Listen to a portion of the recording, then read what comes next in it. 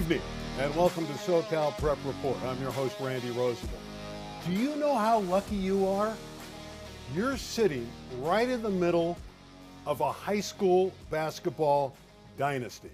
I know the Chiefs might have a dynasty. Yesteryear, the Steelers and Cowboys, the Lakers and Celtics. But how about Corona Centennial's dynasty in prep basketball? They just won their third consecutive Southern Section Open title, this time in dramatic fashion.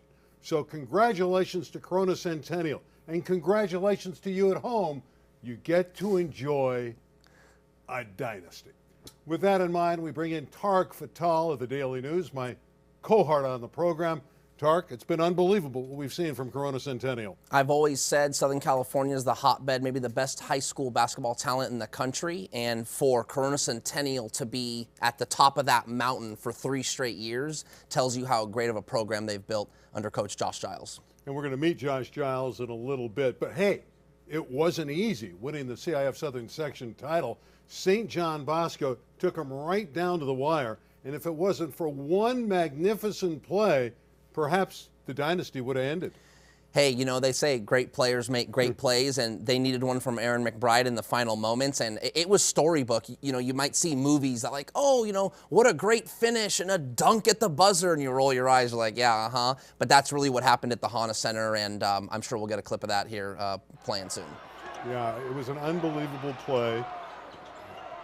The read, the defensive read by McBride made the play, and obviously how much ground he covered was amazing. I think that's probably what's more impressive. The tip out, right, to stay engaged defensively and to tip it out and then be able to run down the ball and take one dribble and then sky for the basket and throw it down. I think he got fouled too. It's all moot. They're crowned champions, and now they're on to the state playoffs. Yeah, 58-56 in that one. How about Mater Dei?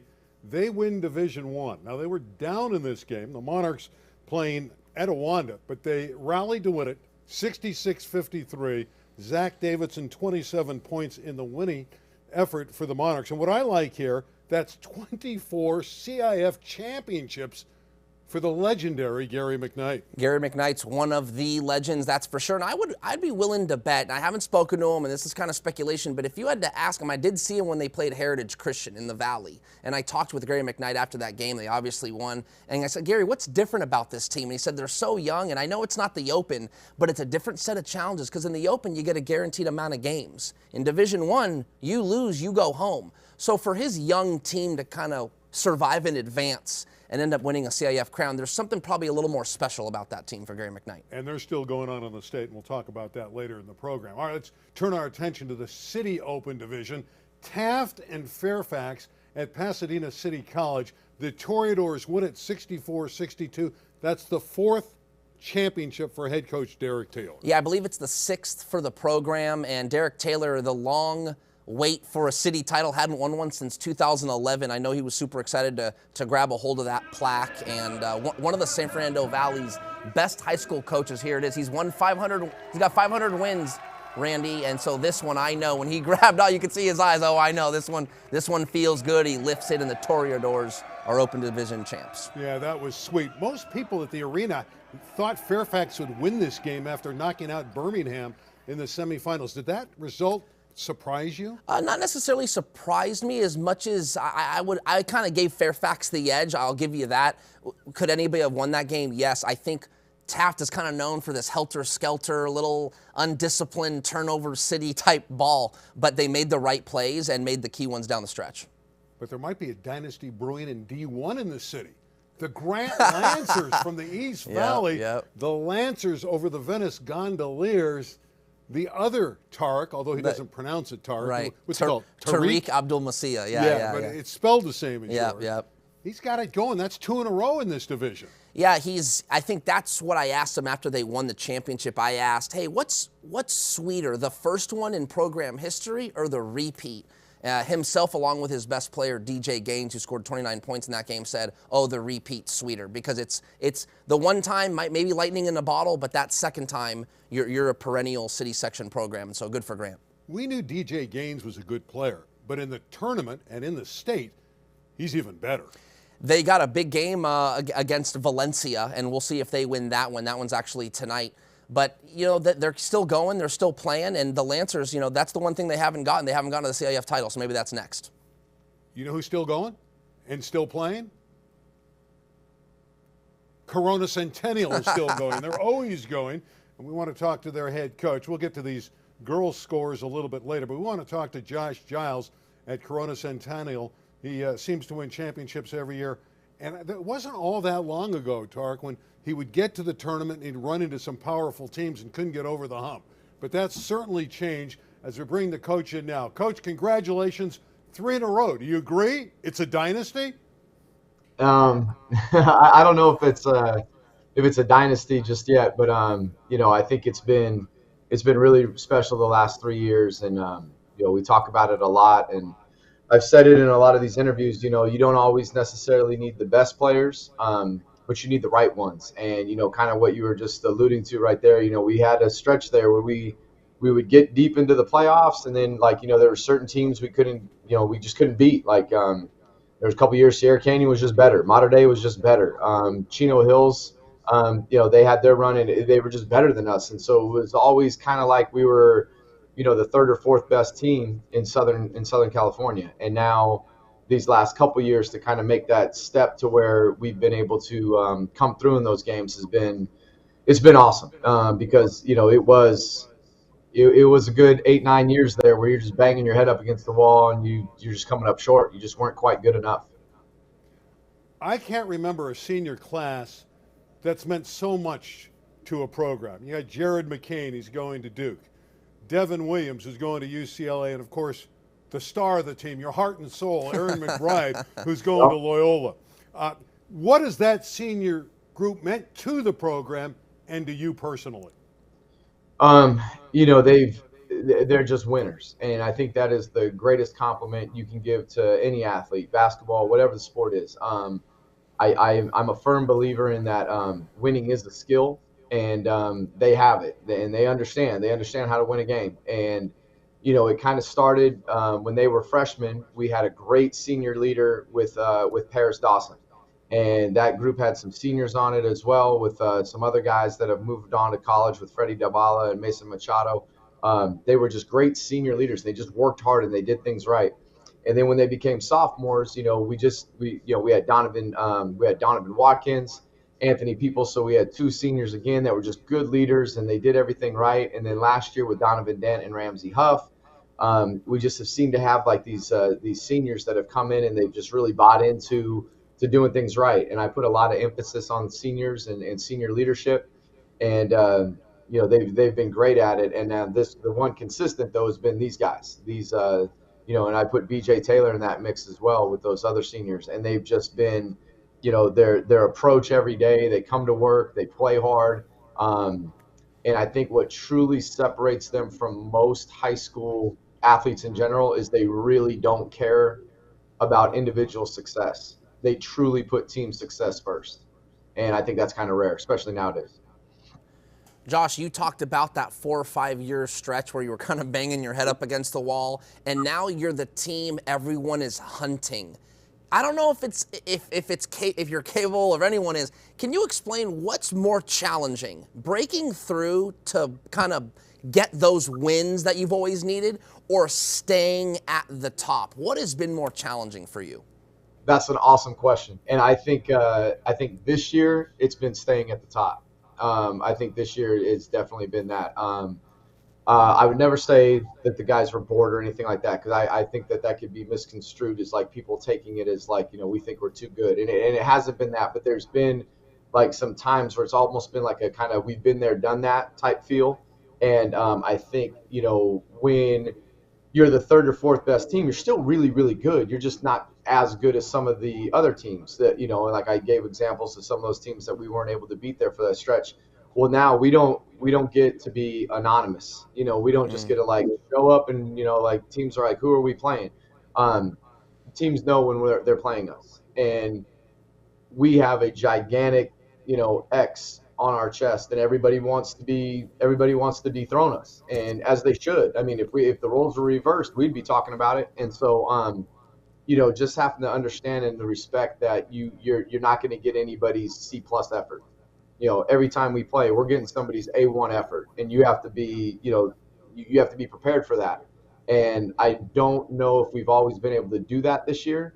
So I would say definitely, it was so hard to finally get here, and then we won one, and then to be able to back it up last year, and now to keep it going through this year, it's definitely harder trying to stay at the top. You don't know this, but you startled me last year by a response you gave me.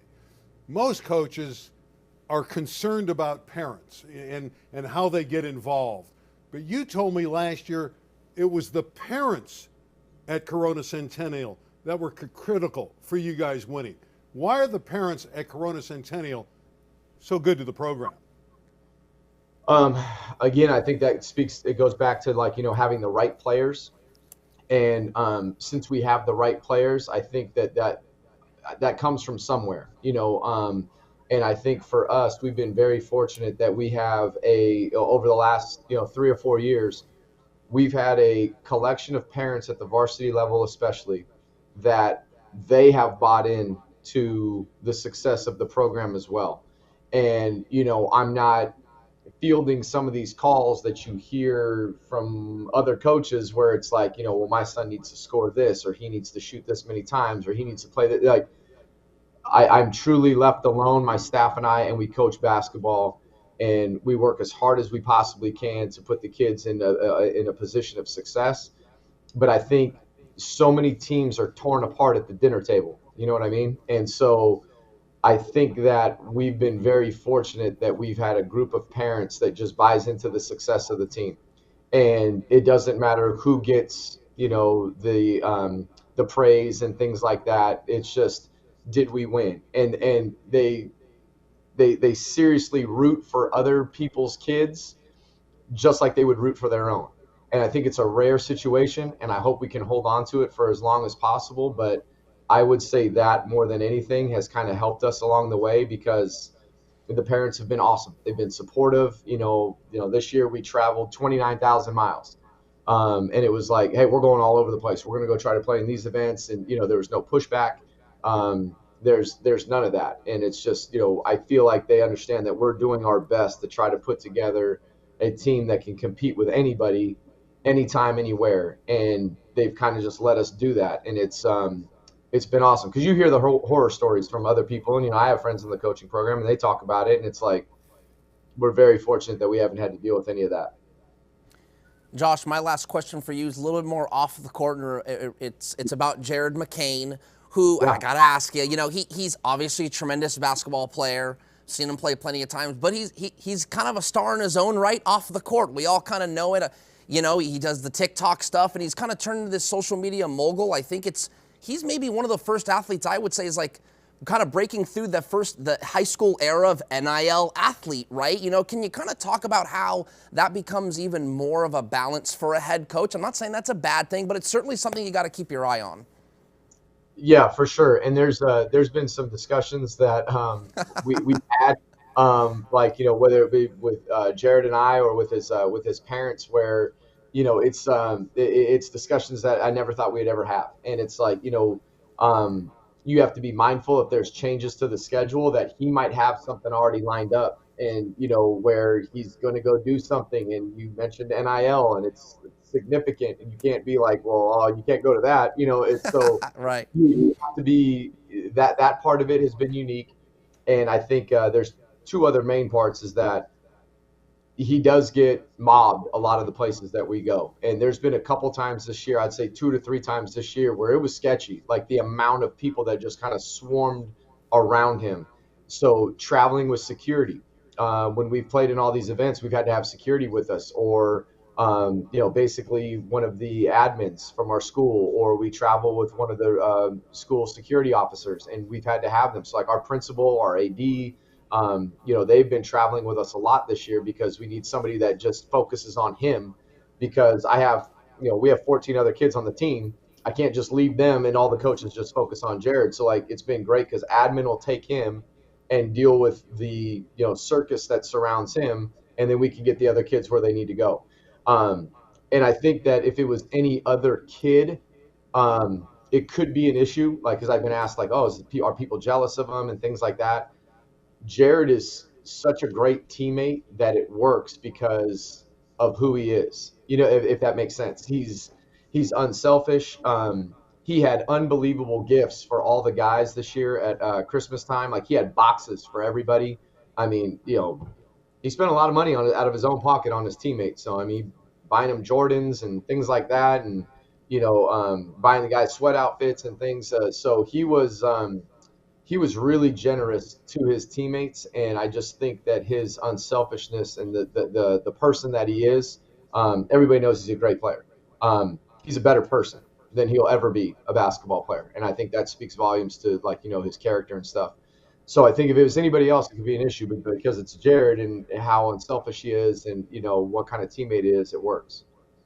Well, you've been generous with your time. We appreciate you coming in. Congratulations, 29-3. 19 straight, 3 to go for another state championship. You already have the open division in the C.I.F. Southern section. Coach, best of luck the rest of the way. Thank you, guys. I appreciate you having me on. All right, Josh Giles, what a program he has. It's going to be exciting to see how they do the rest of the way. I'm already booked for Sacramento, so if they can get there, I'll be able to maybe watch them lift another C.I.F. state crown. Very possible. And when we come back, we'll have our look at the girls' games. But first, let's check in with our friends from Pacific Surfliner. Southern California has always been a land of discovery. From historic gems to iconic beaches to top attractions. Let the Amtrak Pacific Surfliner be part of your journey as you explore more of the place we call home. Reconnect with the communities you love most, with the people you love most. Isn't it time you rediscovered Southern California?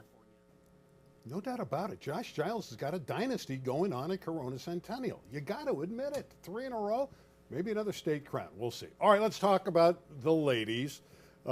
We know one team, speaking of dynasties, we should have thrown Sierra Canyon's girls basketball team into the mix. They won the open division. They took out Etiwanda by double digits. This is no surprise. They're 30-0. Juju Watkins goes for 24 points and 11 rebounds. That's a very good Etiwanda team, but they lost by double digits. The #1 team in the country. I mean, that's not just the #1 team in the state. Sierra Canyon girls, I think they're on a collision course with whichever team wins the North is going to have to take on Sierra Canyon in the state title game. I think the Trailblazers are a shoo-in for that. Yeah, but they got some tough games. They're going to have to play Modern Day coming up, and they could have a date with La Jolla Country Day or Etiwanda again, so those are not going to be easy games. All right, Orange Lutheran in D1 over Marlboro. Here's a Trinity League team dropping down a notch, beating a good Marlboro team out of the Mission League. Yeah, we know your thoughts on the Mission League. I'm not going to pick on the Mission League. No, yeah, Six Johnson does a great job over at Marlboro. Good guy and has a good program, and just came up short. I don't know how many times Marlboro's ever been in a CIF title game. It might be their first, maybe second all time. So great accomplishment for that program. Now, what game did we argue about all season long that we knew was coming in girls basketball? And I said one side would win. You went with the other side. Yeah. Wasn't that Westchester Granada? Go ahead. No, Granada. You've got your time. Program. You've got your time. Hey, they won at 51-44. It was a good game. I think Westchester just had a little more, and that's that. Dominic Grimes. I know that he was talking. We got a clip of him lifting the city crown. He actually was talking about how the team, it was an easy motivation for the team. They lost to Birmingham in the open final last year, and he thought, no, we're going after this one this year. So there he is getting it, big hugs, and so Westchester is now the open city champs. He also has Mariah with him. Oh, man. She can flat out play. Mariah Blake, correct. 20 points, 19 rebounds. She had 20 and 20 against Granada last year when they knocked them out. They knocked out Granada Hills the last 2 seasons. Yeah, I know the Highlanders are probably licking their wounds on that, but hey, you got to tip your cap off to the Comets. Maybe the best story of the week, though, might have been the Poly Parrots. I'm with you from on this. Sun Valley. I am with you on this. In overtime, beating Lasis 67-64. Hannah had heart, but she really didn't have her partner, Hart. her sister. Her twin sister was suspended for the game. That's right. Hannah scores 35. She fouls out, and they still win it in overtime without her. She was almost unguardable, Hannah Lysing, and she's only a junior. She literally couldn't get guarded. When she's receiving that plaque right there on that video, they're yelling, they're chanting, MVP, MVP. It was quite the performance from her. I think she got to the free throw line 19 times. That tells you no one can guard you. In fact, they have to foul you. She made 15 free throws. She had a stretch in the game. She scored 12 straight points. She was dominating, and she did enough to let Polly win that title. First title ever, by the way. First title ever, and really a great job there by Tremika Batiste, winning the championship. Congratulations to you, Coach. All right, let's talk about some of the games that were earlier this week that were played in the state. You're going to see a lot of familiar names that we went through. We'll start with Sierra Canyon over Taft. There it is, 84-47, a rout. I was at that game. It's so funny. I've been to so many Sierra Canyon home games, and the first quarter for the opponent is always the best quarter they've ever played. They come out guns a-blazing, threes are falling through. Why? Because anytime someone comes to town and plays Sierra Canyon in their gym, they're a little more amped up. So that first quarter is always close, and then Sierra Canyon just ran away with it. Notre Dame Sherman Oaks, not a surprise that they won, and they won by a healthy margin. They have 3 D1 guys in the starting lineup at Notre Dame that are great. Fairfax battled them, though, for a while. Yeah, it actually, that was another game that I think was only, I want to say, single digits at halftime. And then, of course, you got Caleb Foster going to Duke and Dusty Stromer going to Gonzaga, and just too much talent. Mater Dei, with that young team in D1 in the state over La Costa Canyon of San Diego. Mater Dei trailed all throughout this game, caught them at the end, and beat them in overtime. Yeah, pretty remarkable story, and again, just goes to the grit of that Mater Dei Monarchs team and Gary McKnight, and again, I think this is probably one of his favorite teams he's ever coached. Yeah, 24 C.I.F. Southern Section championships for McKnight. He's the winningest coach in the history of California basketball. This one in the lower division was a shocker. King Drew 73, Anaheim Canyon 65. That was 1 against 16. King Drew was the 16. It's a funny, quick little story on that. Steve Fryer from the OC Register is a colleague of mine, and he was at that game, and he was looking for King Drew's rosters because they're not on Max Preps. So he emails me and goes, hey, you got rosters? I found him rosters. Lo and behold, King Drew goes on to win that game. It's just funny. Yeah, Anaheim Canyon was the #1 seeded team in that division. How about Pacific Christian over Birmingham? Patriots, not a great ending to the season. They had a terrific year, but they lose in the semis of the city, and then they get beat in the state. All I'm going to say is keep a lookout for Caleb Newton, probably one of the best freshmen in Southern California for Birmingham, and I think he's likely to be an all-area type all-city player for the next 3 years. Yeah, I know Nick Halleck, his coach, just loves him, and he had one game in the playoffs where he exploded for better than 20 points.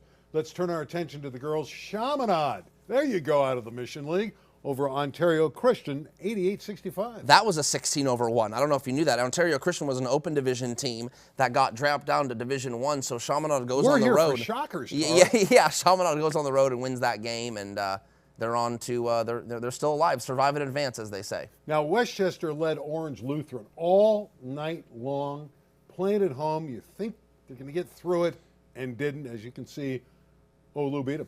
The C.I.F. state playoffs are an interesting roll of the dice because what happens is all these athletes, they get so jacked up for the section final, and then it's like, wait, there's more games to play, so there's this lull. You're so high, and then you kind of come back down to earth, and the question is, can you get back up for those state playoff games? And sometimes that's why you see these upsets. But Tarek got revenge. Granada Hills goes into the state after losing in their section and beats Bishop Montgomery by a deuce. Yeah, it goes on the road. That's a really nice win right there for the Highlanders, so we'll see if they can keep it going.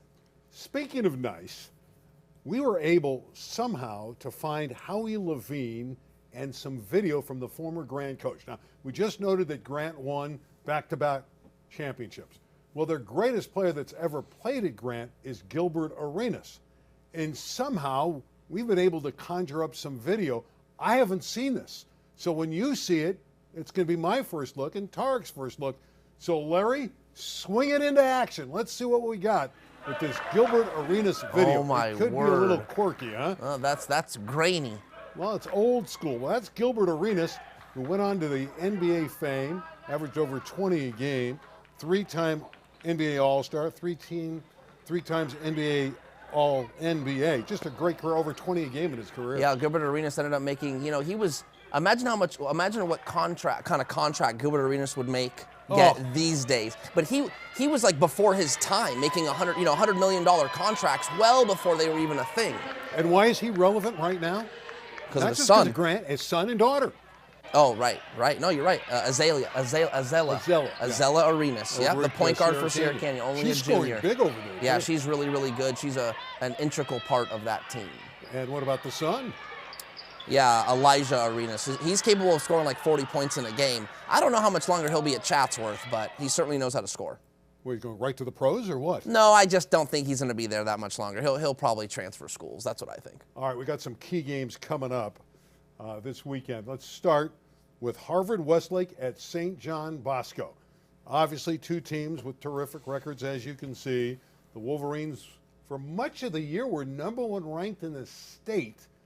Didn't get it done in the tournament. Here's a chance for them to get a little revenge of their own. Revenge is exactly what it is. St. John Bosco is the reason Harvard-Westlake didn't advance to the Open Division final, and so I just don't. Now that game is in Bellflower, where the first game when St. John Bosco won was in Studio City, so that'll be an interesting rematch.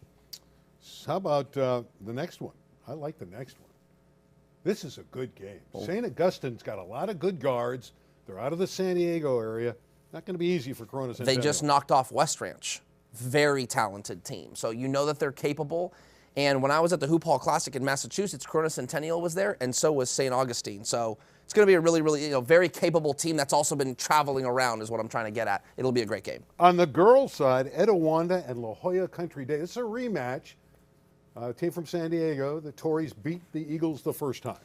I think I like La Jolla Country Day to win that game. They got some really good players, and I just don't see them. And not that I don't see them losing, because Etiwanda's capable, but I guess what I'm trying to get at is whoever wins that game, I don't see any of those teams beating Sierra Canyon. La Jolla Country Day already lost to Sierra Canyon this year. So you don't think Mater Dei has a chance? Yeah, do they have a chance? Of course. I'm gonna lean heavy that it's gonna be one of these teams playing Sierra Canyon again. Mater Dei and Sierra Canyon's the other big girls game coming up. Mater Dei's had a heck of a year. I mean, 30-0 is 30-0, but 29-3 isn't shabby. No question. But Sierra Canyon's literally traveled the country playing some of the best talent and unscathed. But all this takes a back seat. You know what the biggest news of the week is? Not that the dynasty continues at Corona Centennial. The Fattel name. The baby reveal. Sports Central. Tarek's part of that program with Jim Hill. We got to see the baby reveal one more time. Is it a girl? Is it a boy? Let's just talk about this moment for both of you as a couple, and I know you've been waiting for this for a while. Yeah, it's really special, I think, especially as Tarek mentioned. I'm from the East Coast. All of my family's out there, so to be able to do it on camera where our families can both be a part of it regardless of where they are.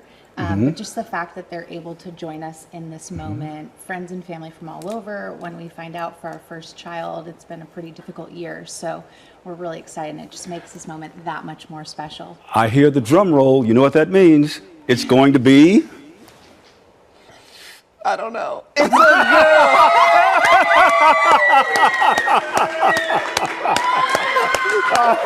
Wow! Look at the fam on camera. Look at that! Look at that! Wow. That is absolutely incredible. That's amazing. You know what? You two were beaming before. You're beaming even more so now. Bree really wanted it to be a girl. Bree gets the W for today, that's for sure. I'm thrilled, I'm excited, can't wait, and thank you so much for the opportunity. Yeah, thank you very much. We're really excited. The baby's due in June, and that's about it, man. I mean, world's gonna get turned upside down. Really looking forward to it, really, to be honest. I got the name, Foul Fatale, because every time this girl, and it's gonna be a great star who probably ends up at Sierra Canyon, is gonna come across the timeline. The other coaches gonna yell out, "Fowler, we can't stop her!" Yeah. Foul Fatale. I like that's that. the name. Yeah. Clark, congratulations. Yeah, I appreciate that. Thank you. Yeah, it'll be interesting to see the little one. She will be an athlete. My wife is a very good athlete, so she'll be athletic. What sport she's going to play, we don't know, but it'll be something. Juju Watkins is great. Foul Fatale is going to be the best. For Tarek, I'm Randy. We'll see you next Thursday night at 9 o'clock right here on SoCal Prep Report. Good night, everybody. She's going to be the best.